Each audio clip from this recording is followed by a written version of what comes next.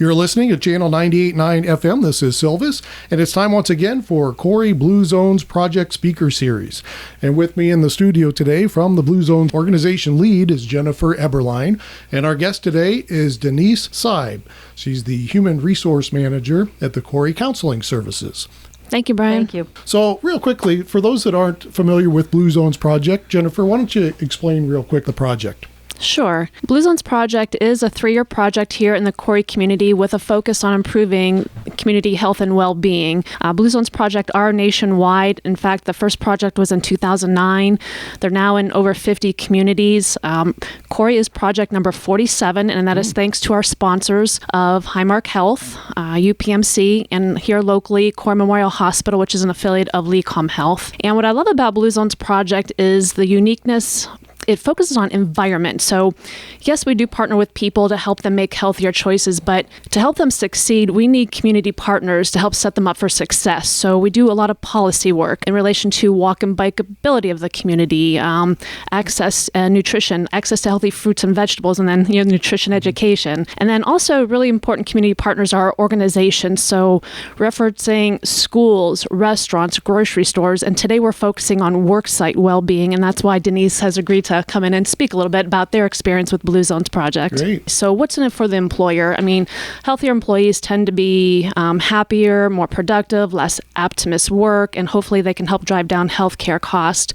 But again, the ultimate goal is really to support individual well-being and help them not just live longer, but live longer with a good quality of life, so they can continue to do the things they love with their friends and family up until the ripe old age of their 90s or maybe even reach the 100s. So just want to invite Denise here to share a little bit about their experience. So Corry Counseling Services became what we call our first Blue Zone approved worksite back on April 30th. To become an approved organization, they have a pledge, and this pledge has a list of evidence-based practices to support employee well-being. And once 2/3 of those best practices are adopted, they become Blue Zones approved. So just would love Denise to share, why Corry Counseling, why it was important to partner with Blue Zones Project, why they really wanted to focus extra on employee well-being, and then would love her to share some of the exciting best practices they adopted.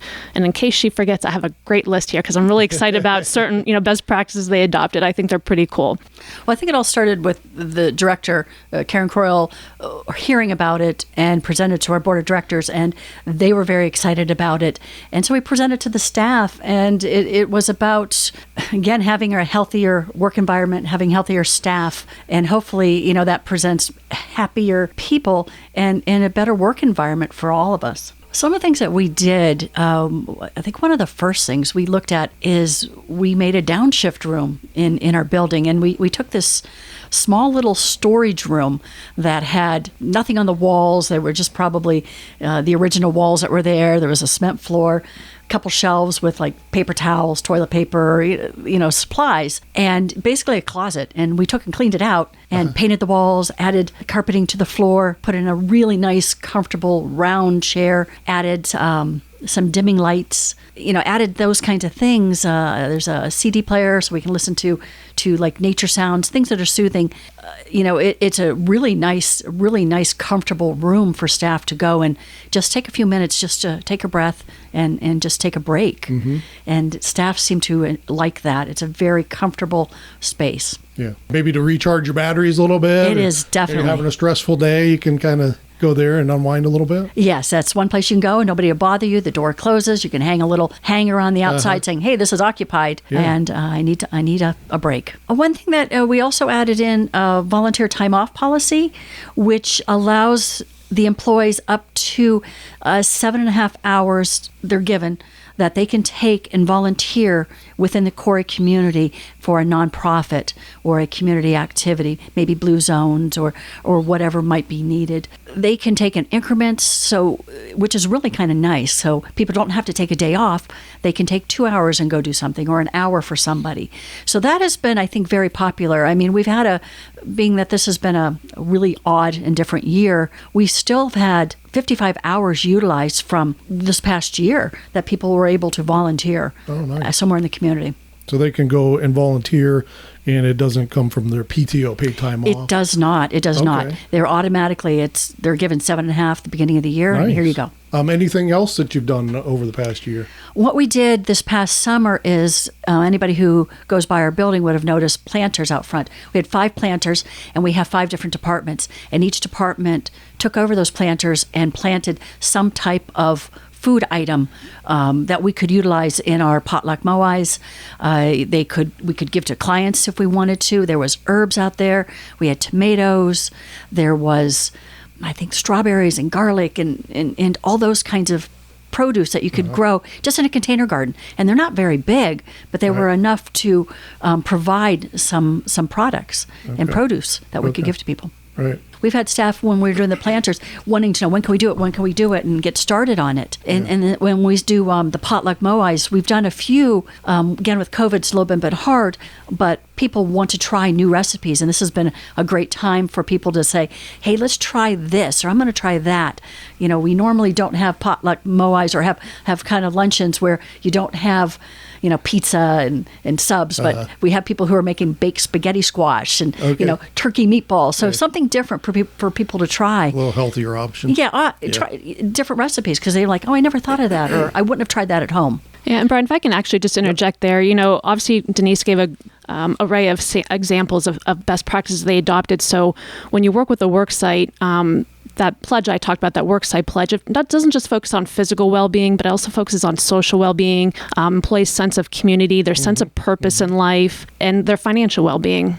Sure. And also, a lot of these best practices are also modeled off what we call our Power 9 lifestyle principles. So those longevity secrets to the original Blue Zone areas of why people live so long and so healthy. So, you know, you heard Denise refer to downshift rooms. So, you know, giving people that right outlook in life, that's one of the main principles, you know, help to support employees to move more naturally. So I know they offered some, you know, standing desk and some under desk cycles, eating wisely. You heard her talk about the gardens and some healthy potlucks, and then, you know, just social connections. And I know that part's been a little challenging, you know, to do your little social activities, but, you know, those are the main principles we try to incorporate in those best practices. So, you know, get employees to move more, you know, connect more, eat a little bit better, and, you know, be able to have a good outlook and downshift. You're listening to the Corry Blue Zones Project Speaker Series right here on Channel 98.9, and with me in the studio is Jennifer Eberlein from the Blue Zones and Denise Steib from Corry Counseling Services. We're kind of talking about some of the best practices that the Corry Counseling Services has implemented as a Blue Zone approved employer.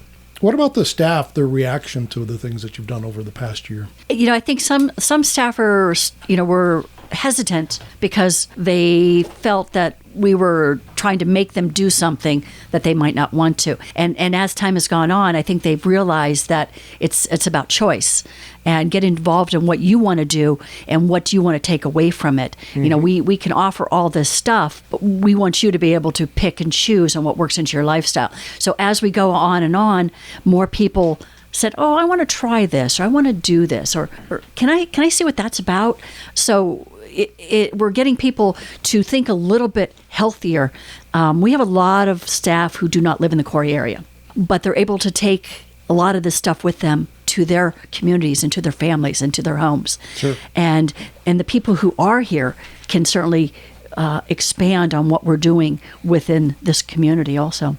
And I think Denise makes a great point when she uses the word choice, and that's what really Blue Zones Project's about, you know, creating those environments where healthy choices are available for people to make. You know, they have to be available for people to have that choice. So that was a great point. Well, I think one of the things that we found interesting is being that Sanders Market is also part of the Blue Zones, that people want to go in there and check out what they've done and see the little things on the shelves and see where those foods are, because they're like, oh, I never knew they had that, or I didn't know they had this. So that's been a nice partnership, I guess, to bring more people into other local markets here. So, Jennifer, if a business operator was listening to this and wanted to know the process for getting or becoming Blue Zones approved, can you talk about that? Sure. Well, we try to do some outreach, to employers. But if I haven't talked to you and you're very interested in learning more about this, I would just simply have them contact me. The best way to get a hold of me would be at 814-572-7997, or my email address, which you can put on your website, is simply my name, jennifer.eberlein@sharecare.com. But would love to, I'd have an open conversation, tell them a little bit about the Blue Zones project and what it means to take the worksite pledge. So obviously the benefits, what's in it for the employer? Why should they partner with us? Well, pretty much we're free. We're providing them resources and ways to help improve employee well-being. There could be some minor costs on their side. For instance, Denise talked about the planner garden. So, if they decide to adopt certain best practices, there could be some minor costs, but we're bringing them a free resource to educate them how they can enhance employee well-being at their work site. And so part of the process then too is, we do deliver the Blue Zone story to all the employees so they know what's going on. And when I deliver that Blue Zone story, it's also an opportunity to help engage to collect a group of employees who want to serve on a wellness committee. So this is really important for the sustainability. A lot of work sites have safety committees, but not necessarily a wellness committee. So can we get a good representation of the workplace, of employees, to come together on a monthly basis and help, implement this worksite pledge? And when they become approved, just continue these best practices. So that's an important part of the process. And those are usually the beginning steps, and we go from there. And usually we ask the employer to identify some metrics. So what are some areas you could improve on? Is it healthcare costs? Is it absenteeism rate? Is it your productivity? What are some areas you'd like to improve on? And we ask them to track these metrics on an annual basis. So, did we bring value to you, through this worksite pledge? So, we ask them to track that on an annual basis. That does it for today's edition of Corry Blue Zones Project Speaker Series. Today we were talking to Jennifer Eberlein from Blue Zones and Denise Steib from Corry Counseling Services. Thanks for coming in today. Thank you, Brian, for having us. You're welcome.